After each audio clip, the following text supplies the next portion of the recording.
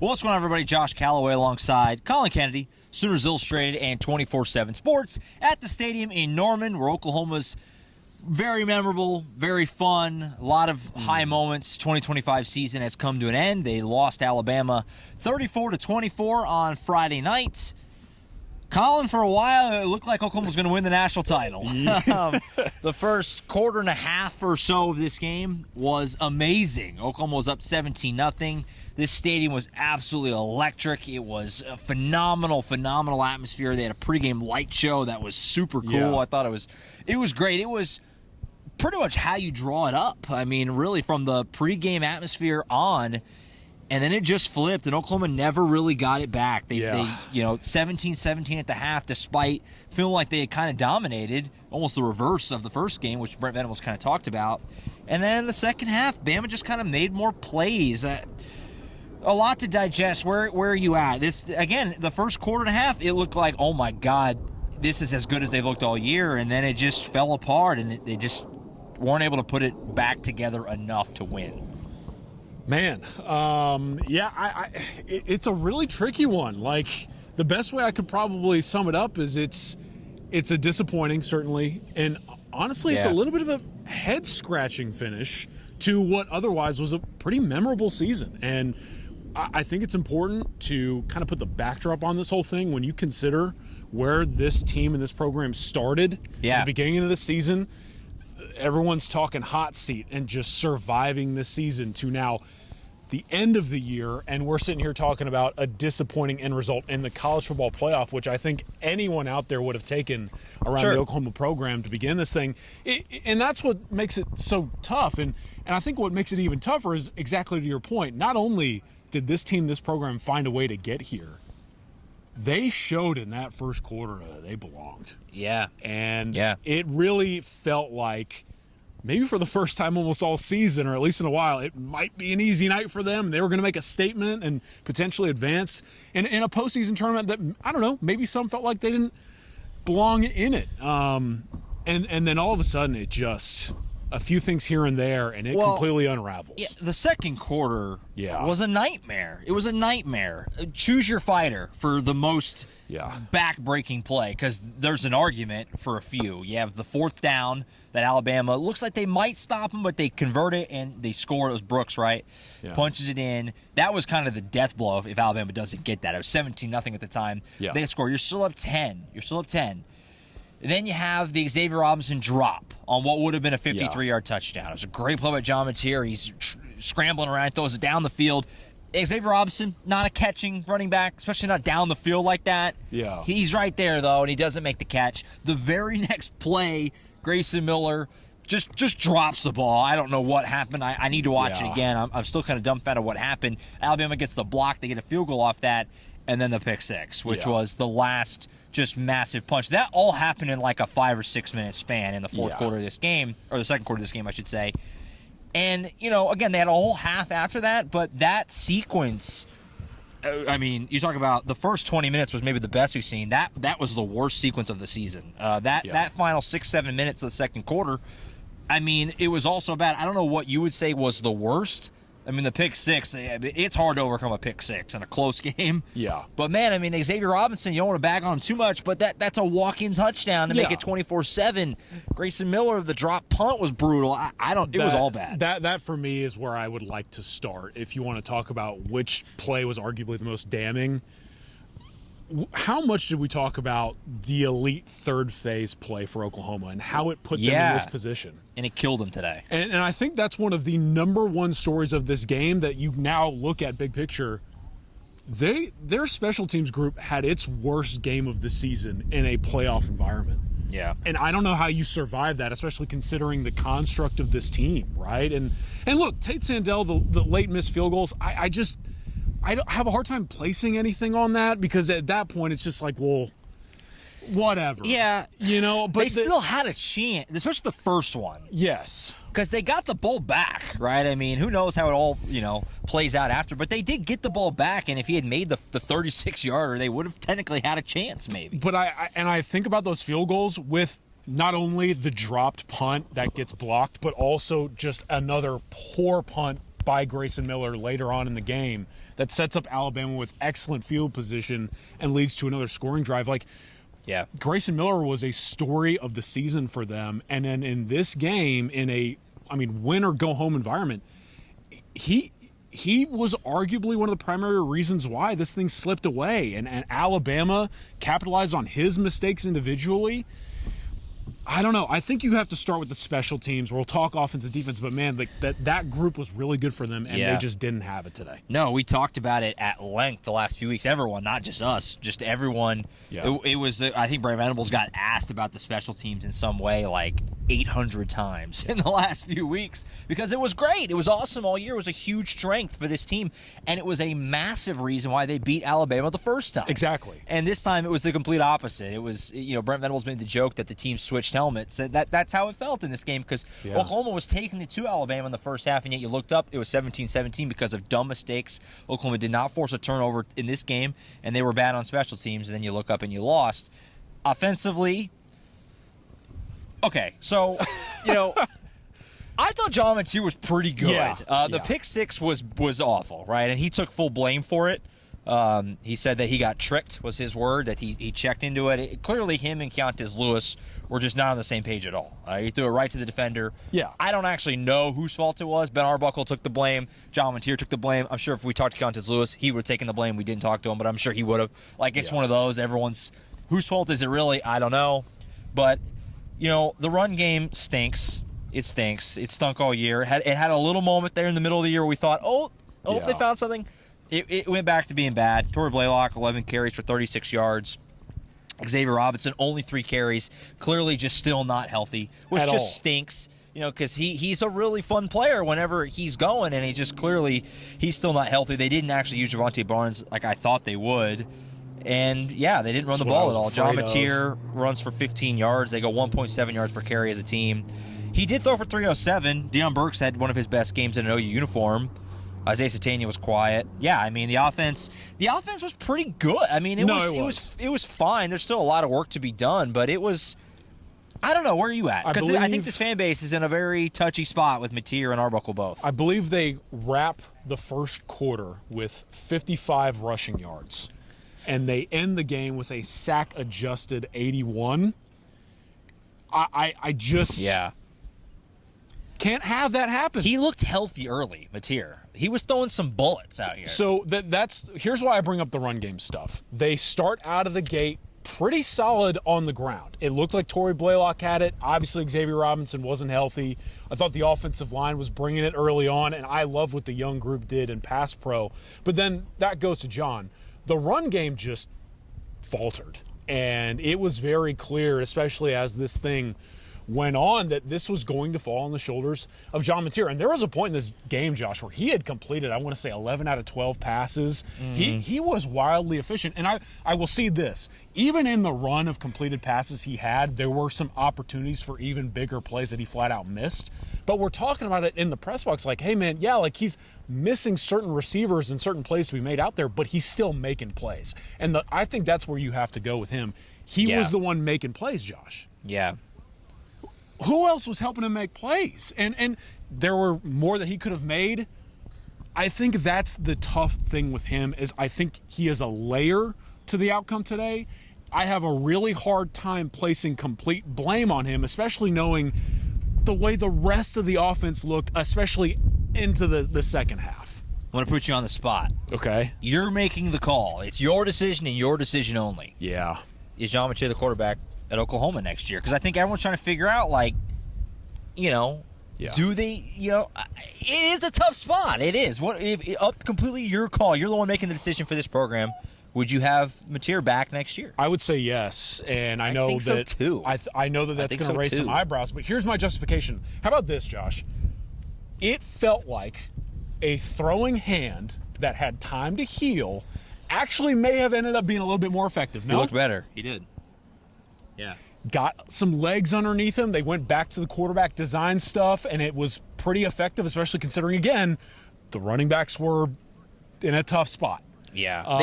They need a running game, man. They need a running game. I think for John, he got healthier, and this was almost – I mean, that initial surge out of the gate for him, it looked like he was back to being the John Mateer of the Michigan game. Yeah, he did. And that's the kind of quarterback that's in there. I think we all know it to a certain degree. And not only that, knowing if he's healthy, theoretically, he can play to that caliber. He's got to improve, but he has shown the ability to improve. I also think, too, I think you bring him back because him and Arbuckle, he mentioned it, learned through this season together. Yeah. And I think that continuity is important for him. I think it's important for this program. And I think it would be important for Arbuckle as well. I would say yes. I don't know how you feel about it, though. Yeah, I think I would agree that I just don't know what is definite. There's a lot of QBs in the portal. I don't know what's realistic that Oklahoma would get or could get. Yeah. I feel better, and maybe it looks dumb next year if it looks the same, but I'm kind of with you. Like, just having some consistency would be nice. Have Mateer back with these guys again, and obviously with Arbuckle again would be his third year, right, with Arbuckle, or his third or fourth. But I think it's only 1 year starting. Yeah, exactly. So third year. So I would be okay with running it back with Mateer again. Now, obviously, he has a decision too. He can go to the NFL if he wants. He was asked about it. He kind of said what everyone says. Haven't made a decision. Whatever a guy does, he does have that on the table. I mean, I believe was it Mel Kiper? Someone had him in like their top 5 quarterbacks. Yeah, like it is a decision. I know there's a lot of OU fans that might roll their eyes, like, what the heck? Like, he's going to go to the NFL after this season, which is valid because I think he's not ready for that. Right, but it is a decision, and so we'll see what he decides to do. But that's going to be a big question. But the bigger problem is certainly the lack of a running game. They need more running backs. They need more than 2 guys because you get into this boat where X-Rob is beat up, and now you have a true freshman is all you have. Yeah, it's all they had, and so it burned them. The back half of this year, they had no run game, and that was the single biggest problem, I think, with the offense. I don't want to go too big picture because we'll do a lot of season recap stuff, but I also think tying it to this game, you talk about Mateer, let's talk about the rest of the offense. I think this young offensive line towards the start of this game, I was enamored with their ability in pass pro early on. Yeah. I thought they were giving John a ton of time towards the beginning of this game, and that young group is still going through some lumps. Eddie Pierre-Louis makes a big mistake. Huge. Yeah. There were mistakes in this game. Shoot out for it, too. Man, and I think whether it's getting those guys another year together, they barely even played a full season together. Yeah. That's important, but I also think you talk about John, should he be back? What should this unit look like next year? How many of these guys are we convinced have what it takes to support a Mateer or whoever else is out there? Sure. I think that's another thing that kind of showed up in this game. I think a lot of people coming out of this are going, well, who is the number 1 wide receiver? Yeah. Because Isaiah Satania could go off to the NFL too. I assume he will. I mean, he had a great year. I think he should. I think it's probably the time. And so then you're looking at this unit, if it's without Satania, and you're going, well, there's young pieces, but how convicted are you on the rest of the guys, speaking about Mateer? Yeah. No, 100%. They have some work to do on offense, clearly. I mean, that's an obvious statement. Was it as bad as last year? Obviously not. Last year was a historic disaster. It was better than that, but it's still not where it needs to be to win a championship.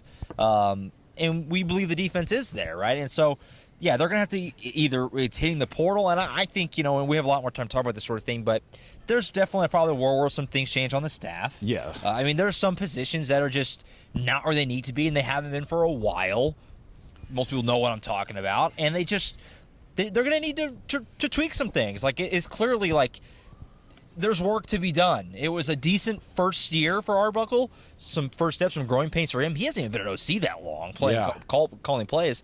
But they're going to have to make a big leap next year if they're going to get not just back here, but beyond this and actually make a real run at this thing. All right, talking about this game one last time. This would be my final food for thought thing. Everything we just talked about. However you feel about Mateer or Arbuckle or this offense or whatever, what are we talking about right now if Xavier Robinson catches that ball? I know. What are we talking about if Xavier Robinson catches that football? Yeah, no, 24/7. You don't want to say it's over by any means, but you're feeling good. That's a real different reality, folks. Defensively, looking over there, if we go big picture, it was, it's weird. It's kind of a weird game because box score looks great. I mean, Alabama only had 260 in yards. That's far less than what they had the first time. Only 12 first downs. They had 4 sacks, I believe it was, and 7 tackles for loss.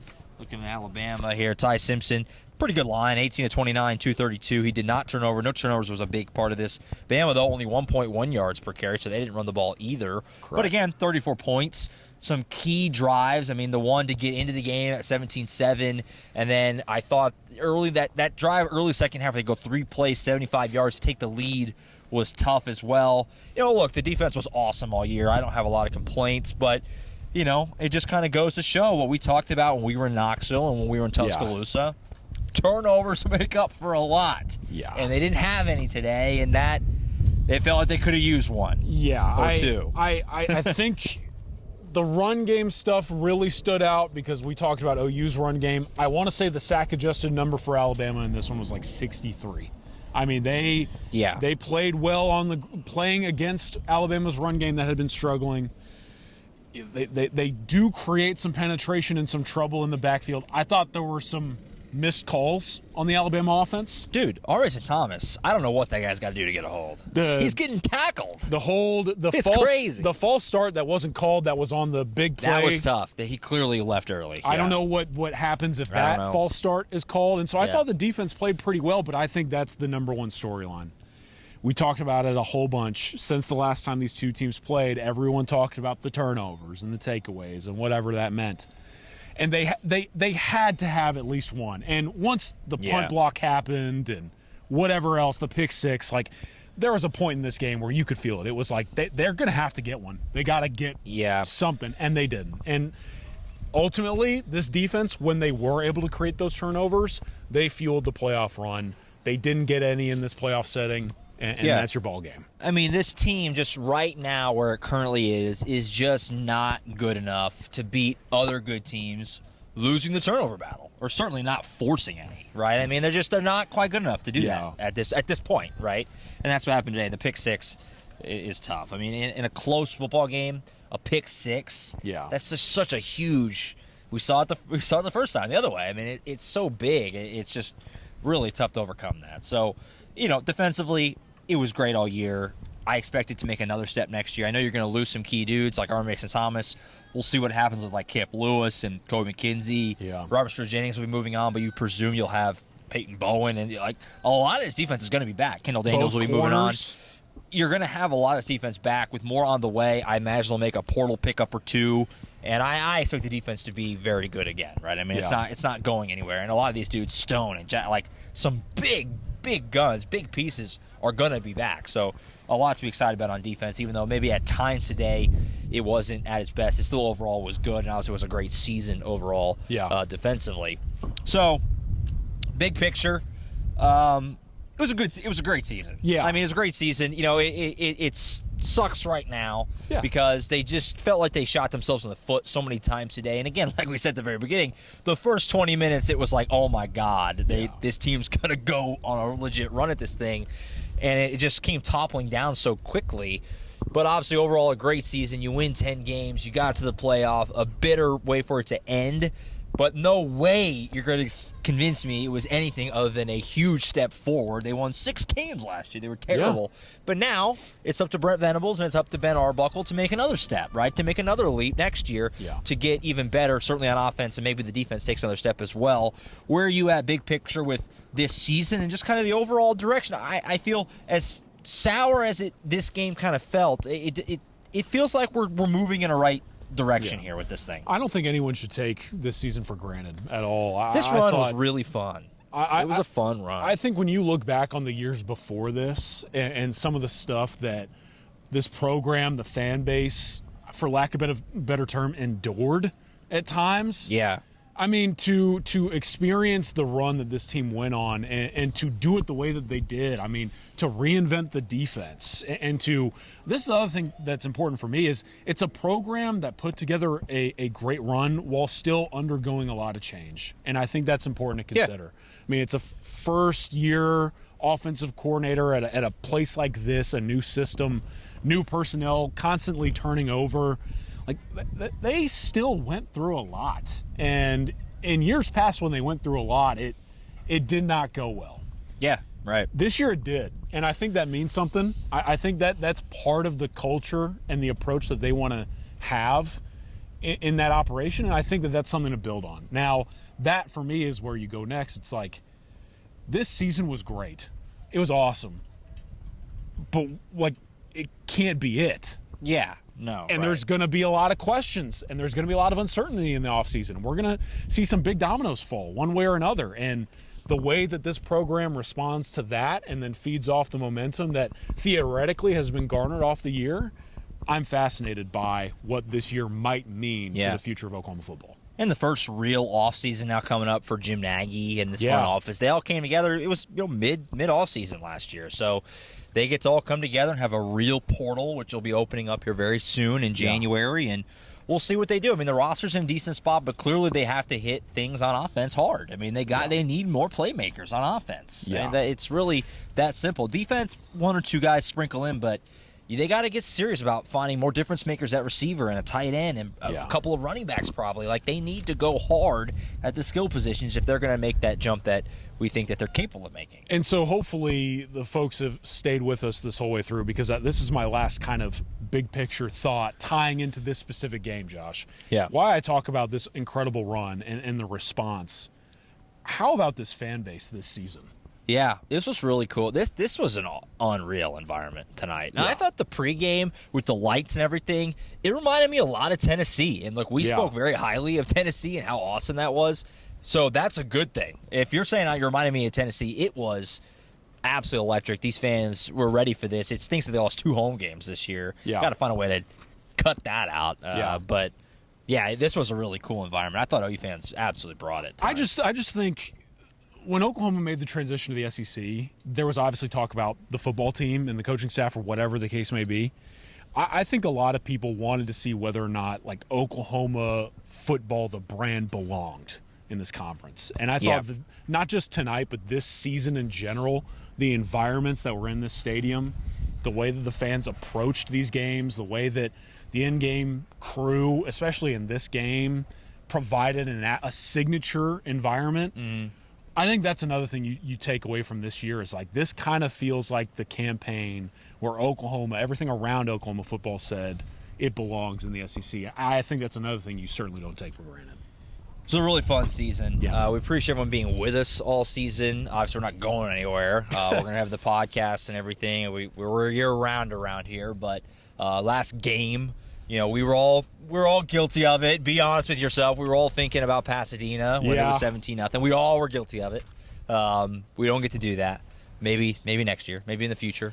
But obviously a great season. Really fun year for Oklahoma. And that November run, I still think is going to be remembered for a very long time. The wins in Knoxville and Tuscaloosa, especially that back-to-back, it was unreal. It was unreal. It was awesome. It was so fun, and this was a really fun team. This was a really close team, and it was fun to be around them all year. And, again, we're not going anywhere, but puts a bow on it here tonight. Yeah, man. Look, a lot of people in the football program have a lot to be proud of. A lot of the people that support this program, they have a lot to be proud of. It stinks that it's over. Yeah, so, it does. It always kind of feels like it is like kind of sad. It's like, I like being around this team. It's fun, but so I appreciate everyone for sticking with us and enjoying this year, man, because this was a blast. College football playoff in Norman. It was cool. All the signage and everything. They really did do a good job of making it feel different. Yeah, it felt bigger. It felt more important, and because it was. It was awesome. Really fun season. Obviously, tons of coverage over on oklahoma.247sports.com. On the YouTube channel, you can hear from Brent Venables, Ben Arbuckle, John Mateer, along with a whole bunch of other players as well. And obviously, a lot more coverage to come. We'll have the podcast on Monday where we'll kind of really put the in memoriam on the season and get into some big picture conversations, I'm sure, there as well. Portal coming up. We'll have a lot of that sort of thing, obviously, very soon. When is it? January 2nd, I think? So that's obviously right around the corner. And we'll have a lot more coverage to come, obviously, as the offseason somewhat begins now. There's a little bit of a gap here before portal and you really kind of get into it. But the offseason looms for Oklahoma. Spring ball, before you know it, we'll be turning it back over. We'll be doing this all again before too long. But that's it for now. Signing off from the stadium for the final time this season. For Collin Kenny, I'm Josh Callaway. Oklahoma falls in the first round of the college football playoff and puts a finishing touch on the 2025 season.